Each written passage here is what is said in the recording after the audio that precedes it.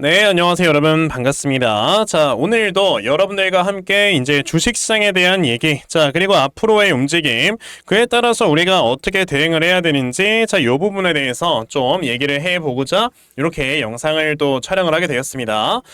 제 영상 우선 시작하기 전에 여러분들 구독과 좋아요 버튼 한 번씩 꼭 눌러주시면요. 제가 앞으로 영상을 촬영하는데 정말 큰 힘이 될 거다라고 먼저 좀 말씀을 드리고 싶습니다. 지금 현재 영상 촬영하고 있는 시간은요, 보시게 되면은 오후 6시 한 50분쯤이 다 되어가는 이런 시점에 촬영을 하고 있어요. 오늘은 좀 평상시보다 늦었는데 제가 지금 약간 좀 코감기가 오다 보니까 약간 계속해서 코맹맹이 소리가 좀 나기는 하거든요. 이거 약간만 좀 양해를 부탁드릴게요. 자, 이제 좀 본격적으로 시작을 해보면, 제가 지난주 금요일에 제 채널에서 촬영했던 영상이 요게 하나 있습니다. 보시면 지금 애매한 한국 시장에서 여러분들께서 이거를 현금 보유를 해야 되나, 자, 이거를 풀 매수를 해야 되나, 요거에 대해서 좀 말씀을 드리기 위해 영상을 한번 촬영했었죠. 자, 보시면은 제가 금요일이 아니고 목요일에 이렇게 영상을 촬영을 했었네요. 이때 당시에 제가 여러분들께 말씀을 드렸던 내용 중에 뭐가 있었냐면은, 자, 8월 8일이면은 제가 요때 목요일에 말씀을 드린 거거든요. 자, 이 영상을 보신 분들이라면 아시겠지만 제가 분명히 이때 뭐라고 했었다, 여러분들. 항상 제가 지금까지 주식시장에서 정말 오랜 기간 동안 있으면서 느꼈던 게, 자, 코스피 지수가 이렇게 갭이 떨어지게 되면서 어떻게 된다, 크게 하락이 나오게 되면, 자, 요 갭자리는 메꾸기 위해서 올라가는 게, 자, 요런 코스피의 특징이다 라고 말씀을 드렸어요. 자, 그렇기 때문에 지금 코스피 같은 경우는 거의 대략적으로 한 2675포인트 수준까지는 단기간에 좀 반등이 나와줄 수 있고요. 그리고 여기에서 단기 반등이 나왔을 때 저항대를 맞고 살짝 또 빠지는 이런 모습과 함께, 자, 여기에서 요런 식의 쌍바닥이 만들어지려고 할 거다라고 분명히 말씀을 드렸죠. 그런 다음에 여기서 쌍바닥이 만들어지는 이런 모습이 한번 나왔다가, 그 다음에 이제 올라가게 됐을 때 이전에 있었던 요게 한 2700~800포인트까지 또다시 도전을 하는 이런 모습을 보여줄 수 있다라고 말씀을 드린 적이 있었어요. 그렇기 때문에 지금 이제 시장의 흐름을 우리가 좀 어느 정도 따라가 볼 줄 알아야 되는 거고, 이 시장의 흐름에 좀 따라가기 위해서는 우리가 지금 이제 단기간에 좀 상승할 수 있는 이런 종목들을 잡아보는 것도 괜찮다라고 말씀을 드리면서, 제가 이제 지난주 목요일에 말씀을 드렸던 종목이 요거 GH 신소재에 대해서 말씀을 드린 적이 있었어요. 자, 보시게 되면 GH 신소재 제가 8월 8일 요 당시에 이제 급등에 나와서 말씀을 드렸고, 자, 요거는 요 라인을 좀 분할 매수를 진행을 하시게 되면 여러분들 어떻게 된다?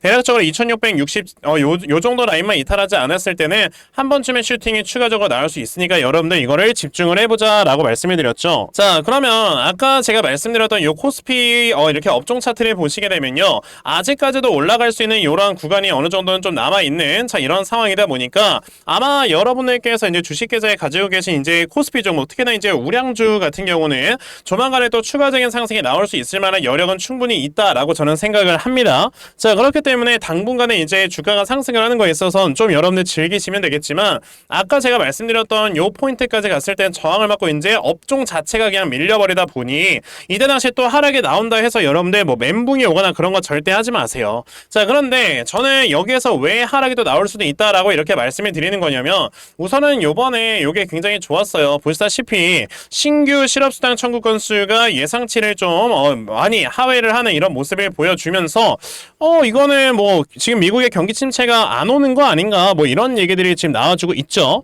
그렇기 때문에 사실 지금 분위기 자체는 굉장히 좋은 상황이다라고 볼 수 있는데, 중요한 건 요번에 8월 28일에 여러분들 뭐가 있습니까? 바로 엔비디아가 실적 발표를 합니다. 자, 지금까지 미국 나스닥 시장, 그리고 이제 우리나라의 코스피 시장까지 거의 뭐 주가를 쭉 끌어올렸었던 이제 하나의 주인공이 여러분들 누구였어요? 바로 엔비디아였단 말이죠. 근데 저는 어떻게 보고 있냐면, 요번에 나와주는 엔비디아의 실적도 굉장히 더 좋게 나올 거다라고 저는 생각을 하는데, 이게 여러분들 문제가 뭐냐면, 자, 엔비디아가 실적이 굉장히 좋게 나오기 시작을 했던 게 2023년 5월 달부터 이렇게 실적이 잘 나오기 시작을 했습니다.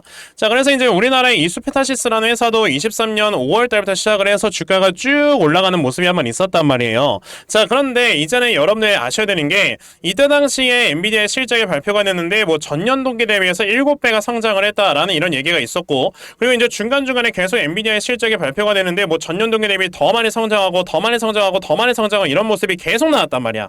그럼 예를 들어서, 자, 작년 2분기에 여러분들 예를 들어서 뭐 영업이익을 10 막 100조를 벌었다고 예를 들게요. 자, 그런데 요번에 나와주는 영업이익이 뭐 예를 들어서 거의 뭐 한 200조가 나왔다고 칠게요.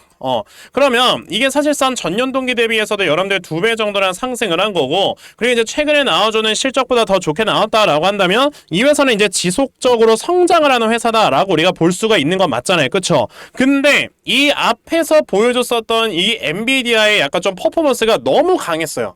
전년 동기 대비해서 7배가 성장했네 뭐 이런 얘기들이 나오다 보니까 요번에 엔비디아의 실적이 잘 나온다 하더라도 시장의 기대치에 못 미칠 수 있는 가능성이 있다는 걸 생각을 하셔야 되거든요. 그래서 저는 요번에 만약에 엔비디아가 8월 28일에 실적을 딱 발표를 한다라고 했을 때 엔비디아가 호실적을 보여줄 거긴 하지만 시장에서의 기대감은 여기에 위치를 하고 있는데 엔비디아의 실적이 요 정도밖에 안 나온다라고 한다면 그 사이에 여러분들 간극이 생기지 않습니까? 그렇기 때문에 여기에서 실망 매물이 한 차례 더 쏟아질 수 있다라고 생각을 하는 거예요.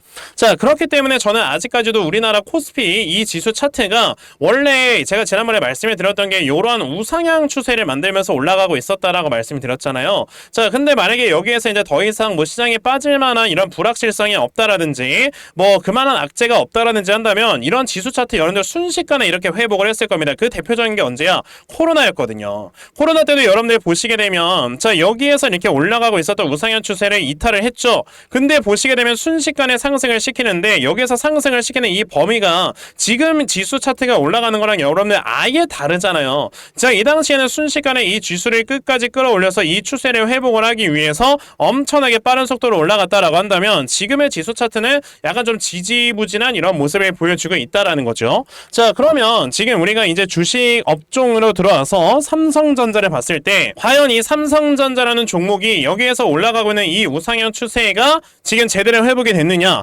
아직까지도 우상향 추세의 하단 부분에는 저항대를 뚫어올리지 못하는 이런 모습을 보여주고 있고요. 그리고 이제 SK하이닉스를 봤을 때도 과연 이 회사가 지금 추세를 회복을 하고 있느냐라고 했을 때 아직 뭐 요 앞에 있는 이 음봉도 제대로 소화를 시키지 못했죠.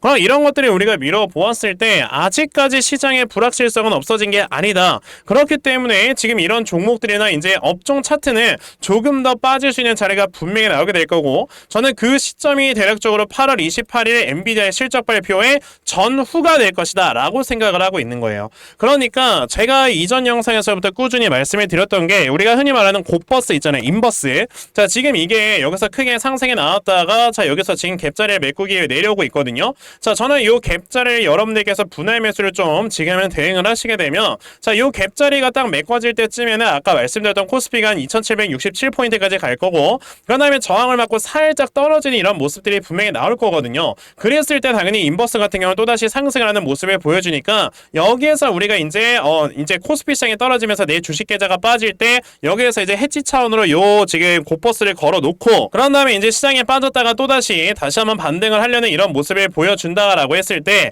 그때는 이제 우리가 갖고 있는 곧버스를 모두 다 좀 수익을 보고 정리를 한 다음에 자, 여기에서 나와주는 현금을 가지고 저점에 있는 종목들을 공략을 하거나 아니면 여러분들이 가지고 계신 이런 종목들을 뭐 추가 매수를 하거나 이런 식으로 대응을 하는 게 맞다라고 저는 말씀을 드리는 거예요. 그래서 제가 지난번에 말씀을 드렸던 것 중에 하나가 사실 금리 인하의 가장 이제 큰 수혜를 보는 거는 바로 바이오 이제 섹터인데, 사실 이제 바이오 섹터에서 어떤 종목이 먼저 쭉 많이 올라가게 될 것인가 이런 것들을 우리가 다 알 수는 없잖아요. 그러니까 그냥 아예 이렇게 바이오 ETF를 여러분들이 매수를 하시는 것도 하나의 방법이 될 수 있다라고 말씀을 드리는 거죠. 왜냐하면 지금 바이오 ETF가 오랜 기간 동안 쭉 내려왔다가 여기서 지금 박스권을 만들기를 벌써 3년째 아니 2년째 만들고 있어요. 그렇기 때문에 지금 굉장히 좀 오랜 기간 동안 좀 주가의 상승을 참아왔다라고 생각을 하고요. 그리고 지금 얼마 전에 요 앞에 있는 박스권의 고점을 뚫어 올리기 위해 조금씩 이런 모습을 보여주는 걸 봤을 때는요, 조만간에 상승이 나올 거다. 다만 이제 지수가 한번 빠졌다가 다시 한번 반등이 나왔을 때가 진짜 상승이 나올 거다라고 생각을 하고 있습니다.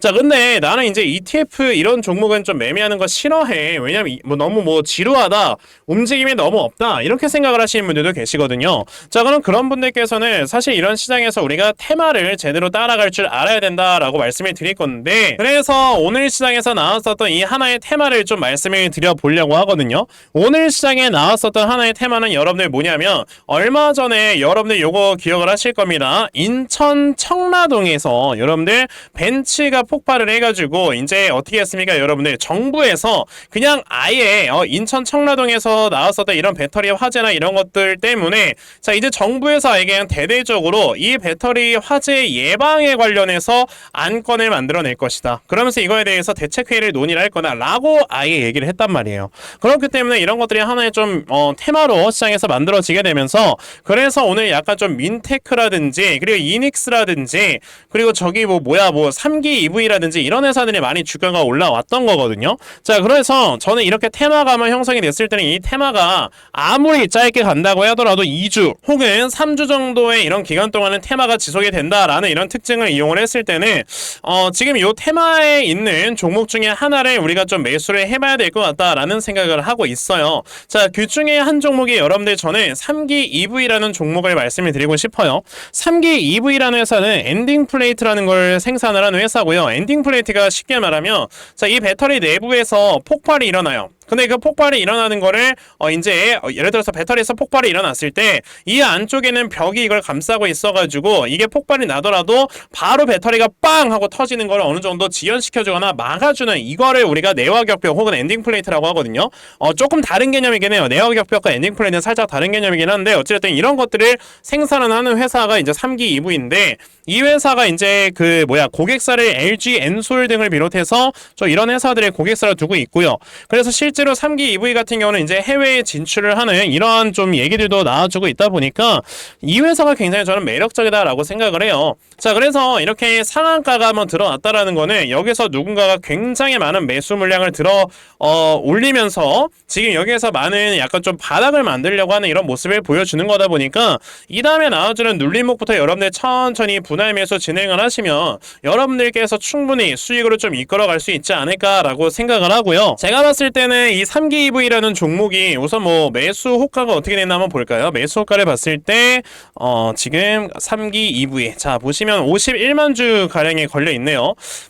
그렇게 엄청나게 많은 물량이 걸려 있다라고 저는 생각을 하지 않기 때문에, 제가 봤을 때 지금 3기 EV 같은 경우는 여기에서 막 바로 그 다음날 상한가까지 올라가고 이런 모습보다 조금 딱 슈팅 나왔다가 윗꼬리 달고 빠지는 이런 모습과 함께 그 다음날에 예를 들어 아래 꼬리가 달린다든지 아니면 음봉으로 눌림목을 한 차례 더 줄 수 있다고 생각을 해요. 그래서 우선 내일 주가가 상승이 나온다라고 했을 때는 최대한 아래 꼬리를 잡는 여러분들 연습을 좀 해보시게 되고요. 해보시고요. 그리고 이제 어느 정도 주가가 빠지다가 오늘 나왔던 종가 2,475원 정도까지 주가가 빠진다. 그럼 여기에서 좀 매수를 하시면서 대략적으로 요 정도 라인 있지 않습니까? 여기 한 2,180원 요 정도 라인까지 우리가 분할 매수로 좀 접근을 해보자 라는 생각을 하셨으면 좋겠습니다.